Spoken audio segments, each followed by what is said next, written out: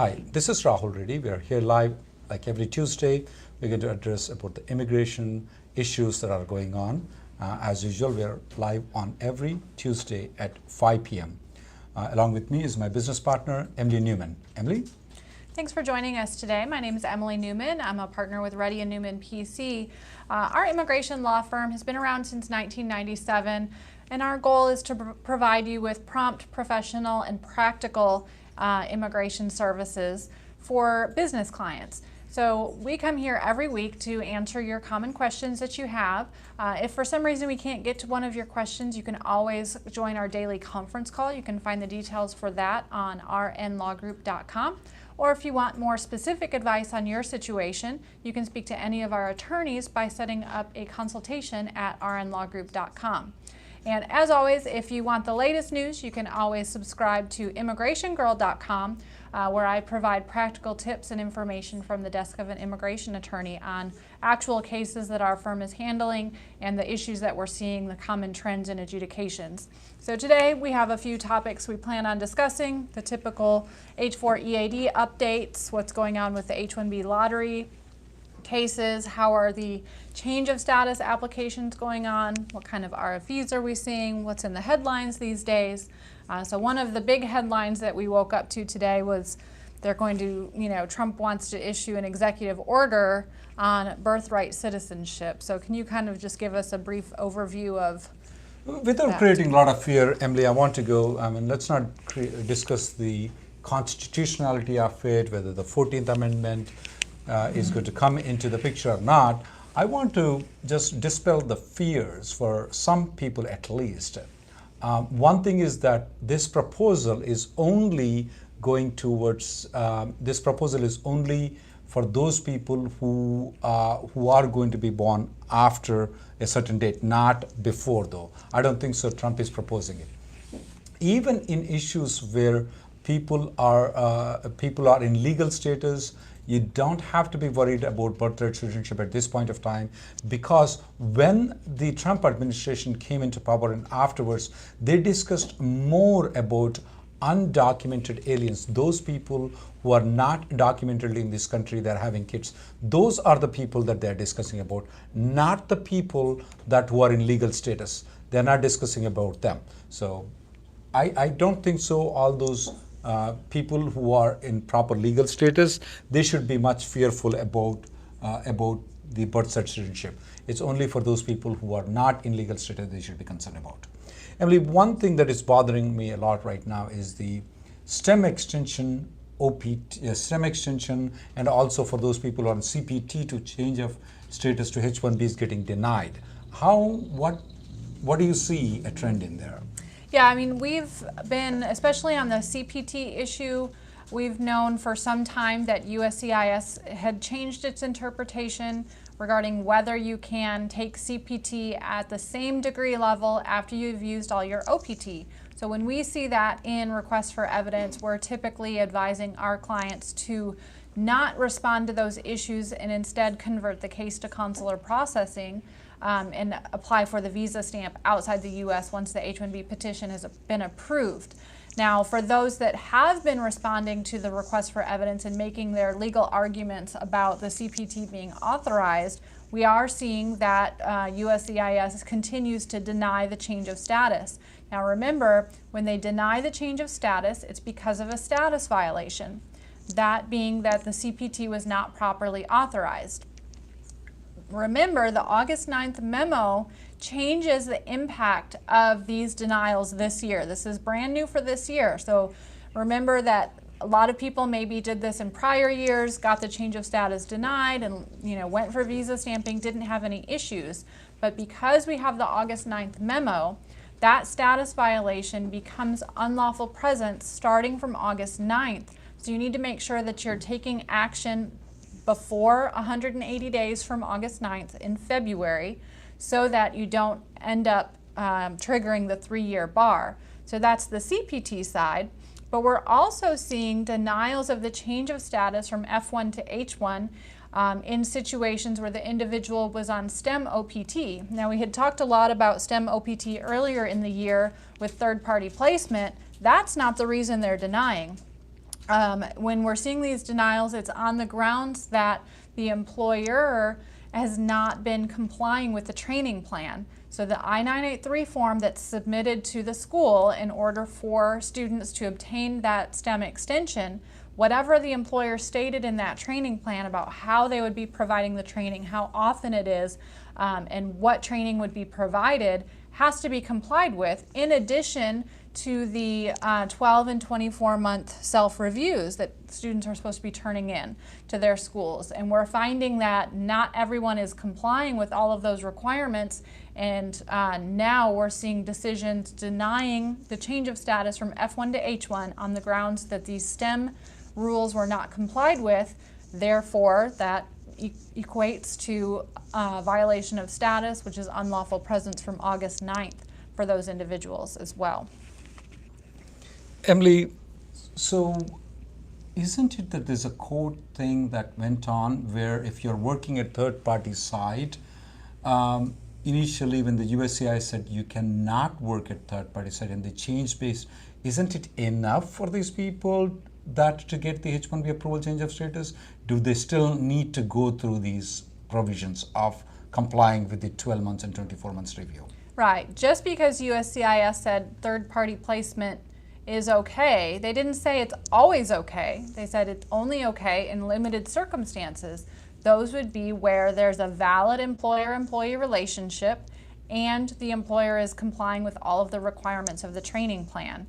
So just because they changed their website to say third-party placement may be allowed doesn't mean they're approving all of these change of status applications where the training plan is not complied with.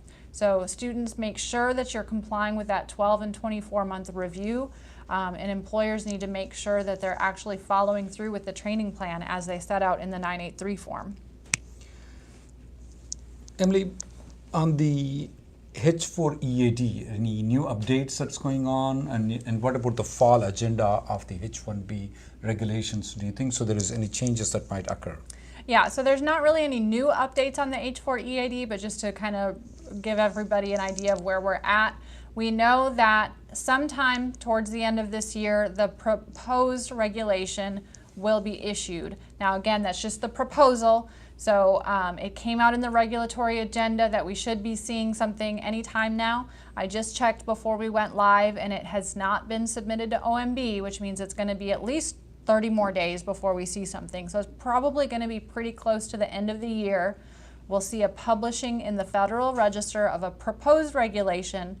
We'll have our 60-day comment period followed by probably months of review of the comments before a final rule is issued and takes effect. So until that final rule actually takes effect, you can continue filing, you can continue to get extensions, no issues with current processing of H4 EADs. This is just something we know is going to happen, but there's still time to continue your H4 EAD right now. I have an approved I-1, I'm sorry, I'm reading some questions from the live that we have, Emily.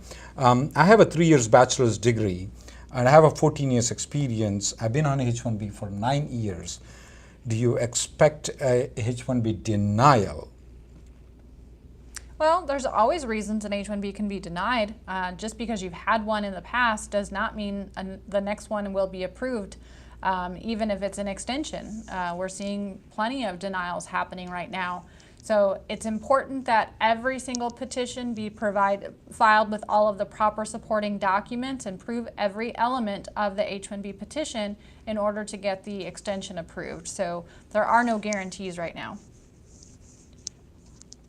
And just because you have the, I mean, definitely because you have a bachelor's degree of 3 years and you have the experience, definitely there is a little bit lesser chance of approval as compared to the 4-year degree.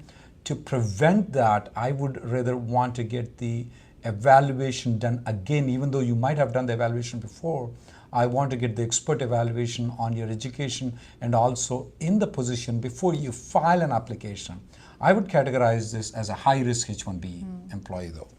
Manoj has a question about transfer application, the H-1B transfer. If the transfer is denied, can he file a new transfer with a different employer and start working based on that receipt notice? I would say a very high chance that the answer is going to be no. Of course, we don't know all the details here. We don't have any background information. We don't know if the prior I-94 has expired. We don't know if there's the option of going back to the previous employer. But number one, filing an appeal of the transfer does not put you in status and does not give you work authorization unless the appeal is successful. And number two, filing another transfer after you've already fallen out of status does not qualify you for AC-21 portability, meaning you cannot work based on the receipt notice. So definitely speak to an attorney about your specific situation to understand if you might be eligible to work. Most likely the answer is no. I have this very good question. His name, I can't read it because he put in a script that I can't read it properly. I would like to know about the CPT ruling. When does the unlawful status count? And when does the unlawful status count for the CPT? If the CPT is less than 12 months, will it still be an unlawful status? Well, it's only unlawful status or unlawful presence when there's actually a determination made by someone that there's been a status violation. So until someone makes that determination, we can't say it's unlawful presence. But if you are violating your status and USCIS makes that determination while they're adjudicating some other application, like an H-1B, for example, and so if the change of status is denied because of the status violation, that means unlawful presence is started from the day you began the CPT or August 9th, whichever happened later under the current memo. Jana has a question on what are the chances of a 221G happening if you're going for stamping. Really depends on the specifics of the situation.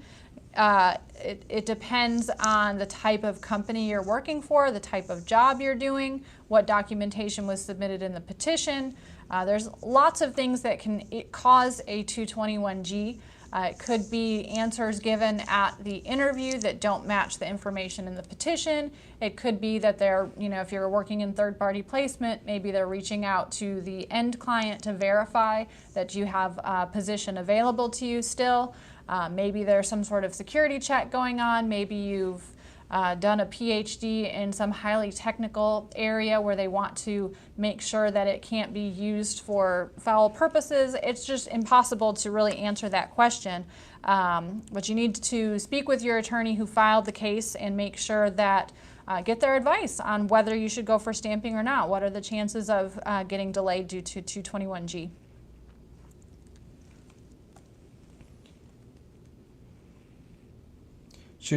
The question that I have is, the person, Varun, has a mechanical engineering degree, and of course he's working in an IT job. Do you see any risks in it? His I-140 is approved. Doesn't it make easy for the extension for the H-1B?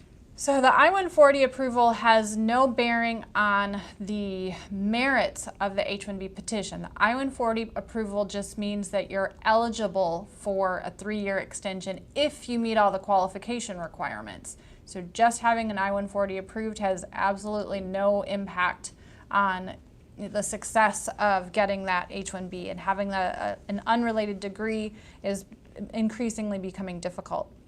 Another question that came out was that my labor certification I-140 has been approved. It's been 3 months.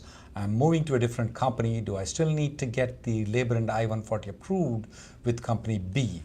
Assuming that you are an Indian national right now, the priority date is backlogged all the way to 2009. By the time that your priority date is going to be current, you said it's been approved 3 years ago, so most probably your priority date is 2015. From 2009 to 2015, it may take approximately around 60 to 70 years. And I'm not sure you're going to stick with the same company for that long, assuming everything is in the same order. So definitely, if I move to company B at this time, I would not hurry up and file the labor and I-140 because the green card is not coming through soon. So I may not want to hurry up in filing the labor and I-140. But yes, with the same I-140 that doesn't belong to your to the company that you're going to join. You can use it to file for a transfer. You can use it to file an extension. You can use it to file going to a C company or D company with the same I-140 approval that you got it before. All right, Prakash has a question. Is it better to file an extension with the same employer or file a transfer to a new employer? And that's impossible to answer, but there are some factors that would go into your decision making. Number one, what is the job offer between the two companies? What SOC code are they looking at filing under? There are some that are stronger than others. What wage level are they planning on filing on the LCA? The higher the wage level, the better the chances of approval are. What kind of company is the new company versus your current company? What kind of job is it? What's the job stability? There's just so many different things to look into, but if you have two employers on the table, certainly set up a consultation with an attorney to discuss the merits of each and decide which one's going to be the better option, which one has a higher chance of approval. It's usually, pretty quick we can tell when there's a case that's going to be a tough case versus one that should go through smoothly. And you may also want to take into consideration the premium processing, Emily. There's that if you're going for an extension, you have a chance of premium processing. So if the extension decision comes sooner, you have a better chance. And obviously the layers that are there between the employer and end client also will make a lot of determination in choosing which employer should be the one that should be there.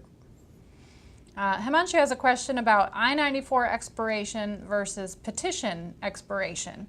Which is a really good question. So you may have noticed over the last few weeks, months, the approvals are being issued with different end dates. The I-94 has one date and the top of the petition has a different date, and they're usually 10 days apart. That's because they're giving you an extra 10-day grace period to make arrangements to exit the country at the end of your petition approval. That does not mean you can rely on the longer date to file an extension or a transfer or a change of status. You still have to go by the date your status expires. The I-94, they're just giving you an extra 10 days to prepare to depart if you're not filing a change of status or transfer or an extension. I think so. There is some confusion, Dilip. Some confusion about this 365 days of CPT. There are a couple of questions that are coming on in live with regards to if you maintain under 365 days of CPT, is that completely fine?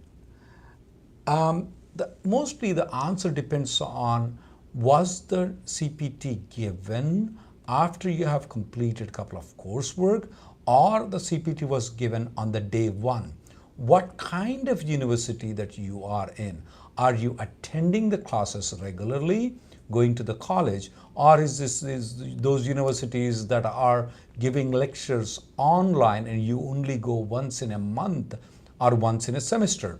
Specifically, we find there are a lot of universities, I would say not lots, I'm sorry, I take my back, 3 or 4 universities that are giving the day one CPTs. And these are the most troublesome universities according to us. They give CPTs on the day one, even if you are not even attended the classes. And these universities have classes that they're conducting once in a month, live classes, and are once in a semester. We found them very disturbing. The reason why you are here on a student visa is to go to class. If you were to study remotely, you can do it from your home country. There is no need for you to have the F1 visa. Now, if those are the universities that are giving the CPTs, whether it's 10 days, 20 days, you are in trouble according to us. Now, if the university is the kind of universities people normally go to, the university that I and Emily has went to, University of Houston, where they're giving a CPT after completing the 1 year of education, and they're giving a permit for a limited period of time, and you have attended the whole year of classes, they may be fine to give the CPT. But those CPTs that were given on the day one without attending the classes, we definitely find them troublesome. Even if it's 30 days or less, we still feel that they are not proper CPTs. All right, question on filing a change of status. You know, the big question right now, while the H-1B is pending and you're invalid F-1 status, can you travel now? Short answer is yeah, of course you can travel. However, when you travel, your change of status portion of your petition is going to be automatically denied for abandonment, and you may not be able to come back in until your H-1B gets approved and you apply for the visa stamp. So if you want to stay outside the country for some time and wait for the approval, get the H-1B stamped and come back in, assuming you get the stamp, should not have any issues there. If you're thinking you can come back in on F-1 while you have the H-1 pending, you may have difficulty there. You have to prove that you're coming into the U.S. for the purposes of the F-1, which is to study. However, you've finished your studies and now you're working, plus you have a work visa application on record with USCIS. You also have to prove your non-immigrant intent, which may be difficult to do if you have a work visa application pending. Yeah, travel's not a good idea right now unless you're planning on staying outside the U.S. until you get the approval. Giant also has a similar question on change of status. You know, he's waiting for a change of status to H-4 to be approved, which is taking forever right now. So he's planning on going for stamping instead. No issues there. You come back on the H-4. However, if you've got an I-765 application for an H-4 EAD pending along with it, there's a good chance that that application could be denied because the I-539 that you filed it based on is going to get denied or withdrawn, one or the other. So I think if you go that route, the safest thing might be to refile the EAD once you come back. And you know, it'll take 3 extra months, but at least you're saving yourself from coming back and getting a denial and then having to refile it later.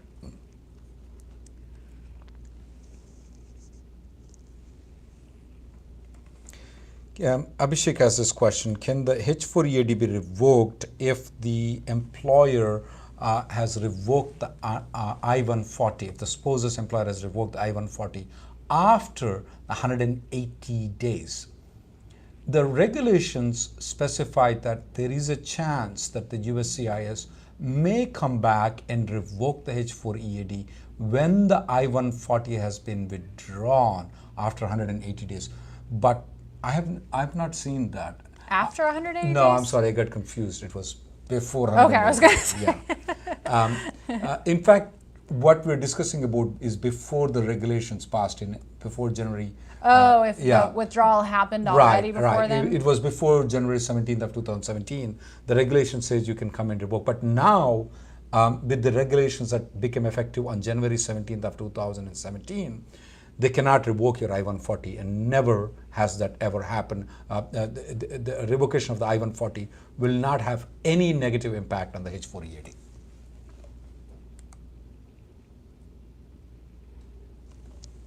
All right, Sriram has a question, kind of going back to the H-1B transfer denial situation. If the transfer is denied, can the person go back to the previous company? And the answer is most likely yes. 2 things have to happen. The original company needs to have kept that H-1B valid by not withdrawing it, and that H-1B can't have expired. So as long as the previous employer's H-1B has not expired and was not withdrawn, it becomes what's called a dormant H-1B, and you can go back to it at any time as long as the company is willing to take you back, but as long as there also wasn't any kind of status violation or unauthorized employment involved with the transfer. The I-140 has been approved, 9th year of H-1B. Now they are wanting to revoke the H-1B because the original H-1B was being filed for a for-profit university. So does this person need to stay 1 year outside the country to get the H-1B because they already used the H-1B? They've already used 6 years? Yes, it's 9th year of H-1B. I-140? Yeah, 40. But remember, the H-1B was actually filed for the for-profit, and now they are going to revoke it, and they're going to say you have not been counted towards the H-1B. I think the I-140 allows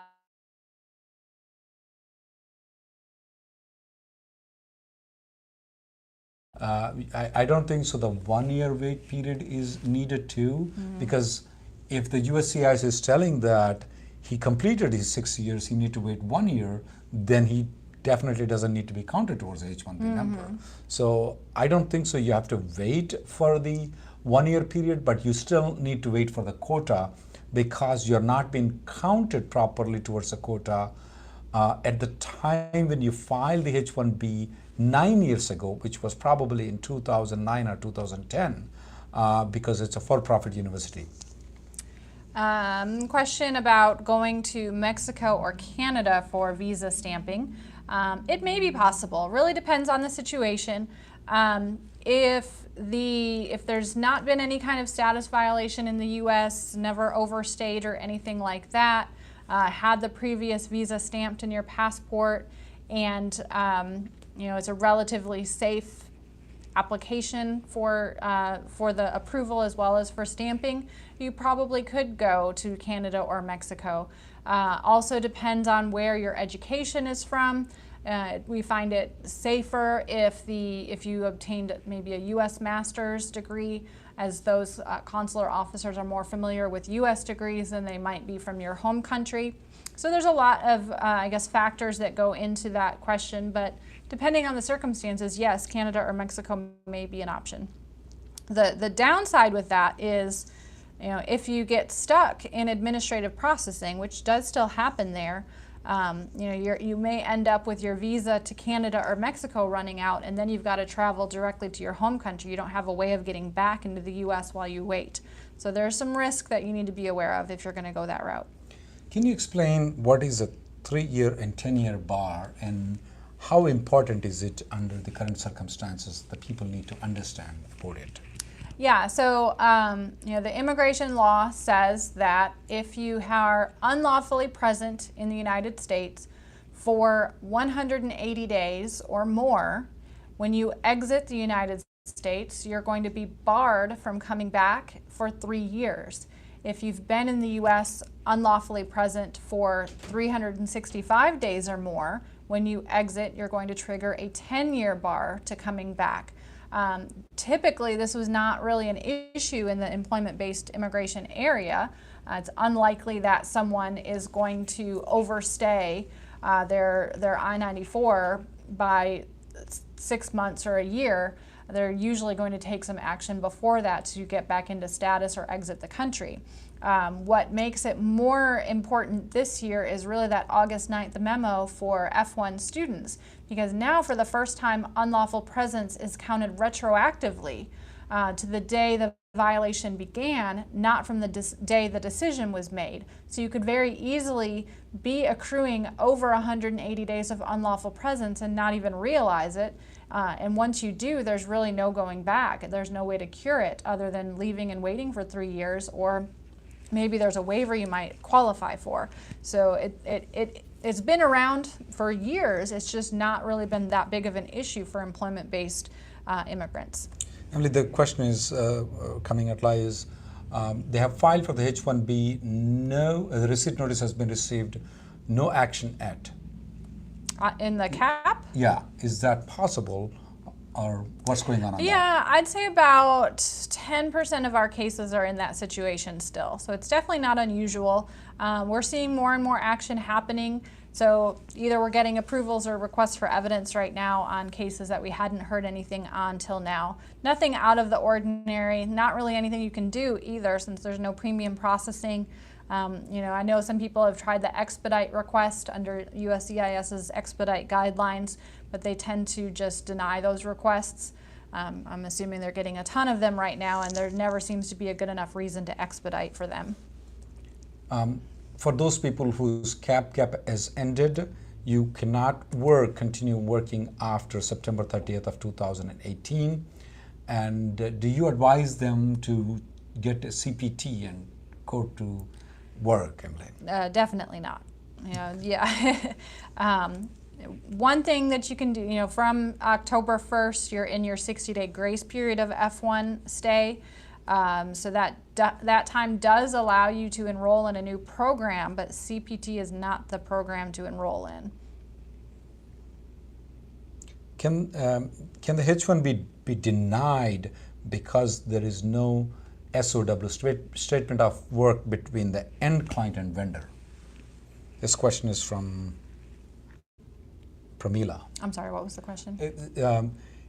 Can the H-1B be denied because there is no statement of work between the vendor and the end client? Yes. And that's happening, I would say not more frequently, but it is happening.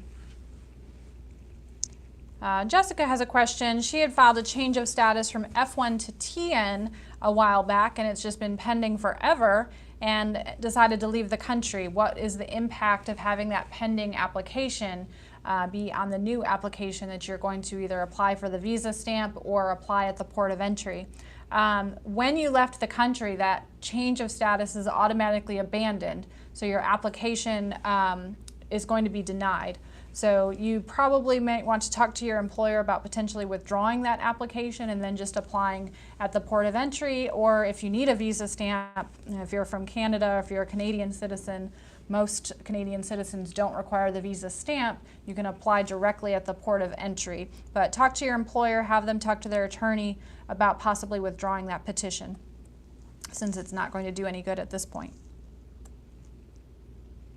And it could have been done in premium processing, so not I don't sure know why the they didn't do processing premium processing time was though. so long. If you file in the normal processing, TN visa is going to take 6 to 8 months. I don't see a reason why you don't do premium processing. The other option also is initially itself to go there to get this stamping. I mean, go to the port of entry, to fly in and fly back.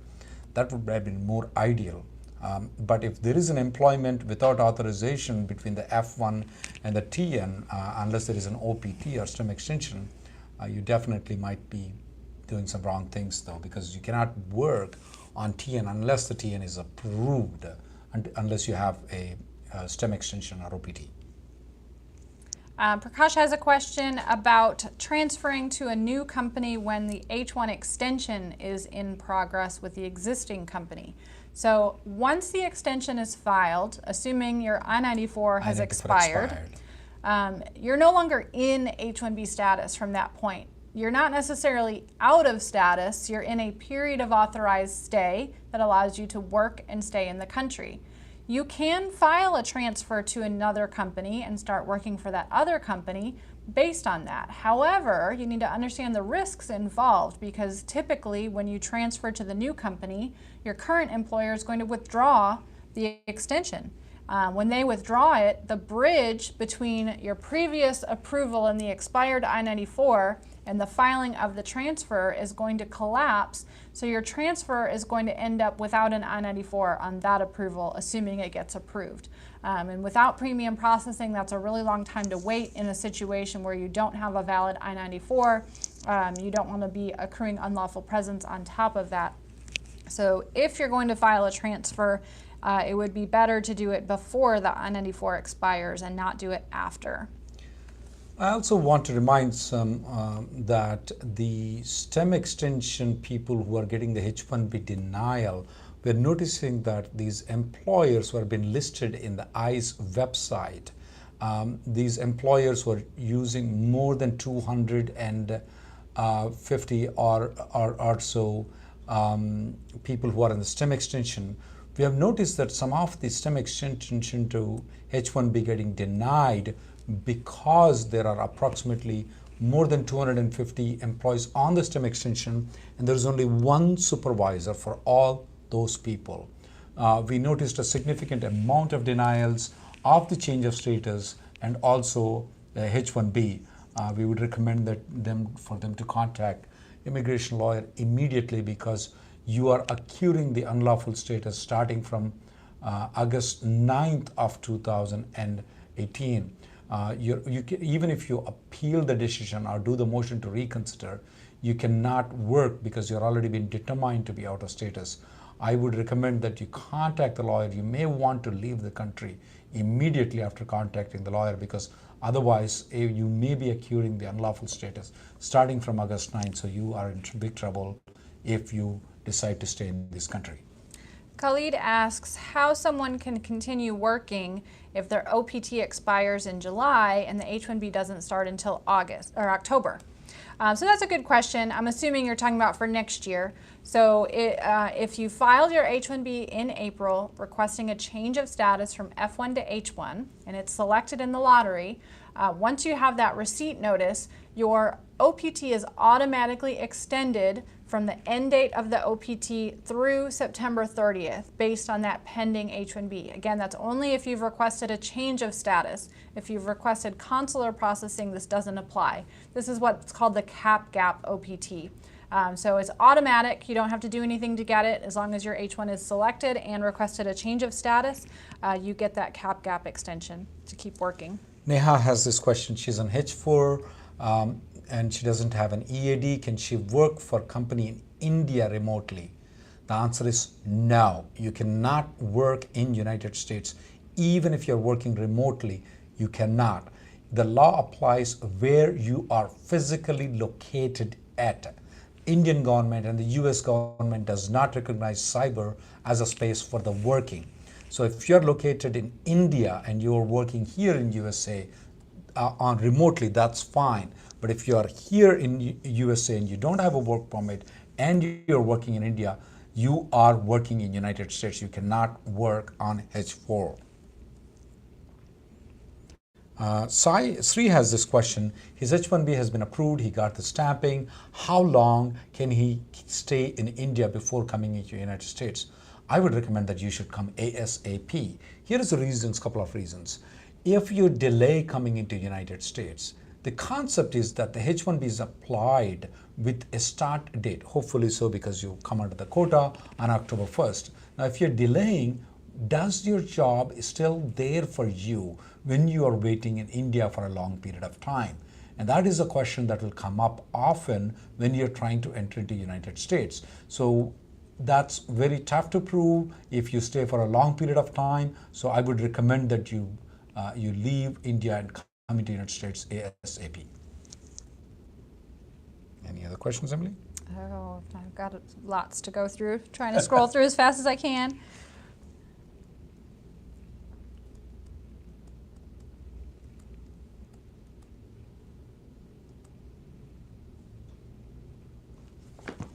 Same questions repeating. Mm-hmm. Does I-140 has expiration? Good question from Himanshu. If the I-140 has been approved for more than 180 days, it will stay with you for your life.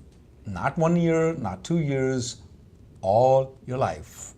All your life means 50 years, 60 years, 20 years, whatever you call it as. You're fine. You don't have to worry about it. I have had situations where people had an I-140 approval back in 1996 and they never recognized that it was never been withdrawn. They came back into the United States right now. We reused it and refiled it, porting the date into the current status right now and got their green card approved. Absolutely no problem.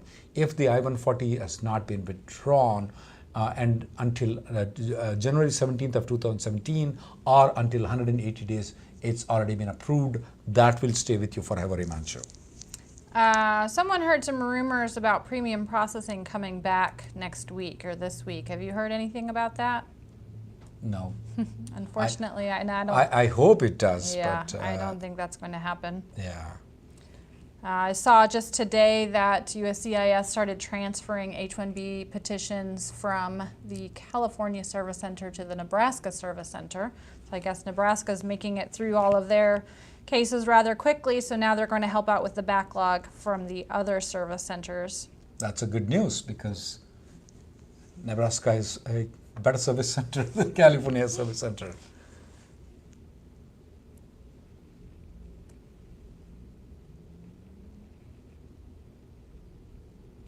Things, Emily? I think that about covers it. Trying to avoid the repeat questions here. If we didn't get to your question, feel free to join our daily conference call. You'll be able to talk to one of our attorneys and ask your question there. Or if you have a more detailed question, you can always set up a consultation with us by going to rnlawgroup.com. Any ending thoughts from you today? Thank you guys for coming in. As always, we come live at 5 p.m. Central Time every Tuesday. Thank you for logging in.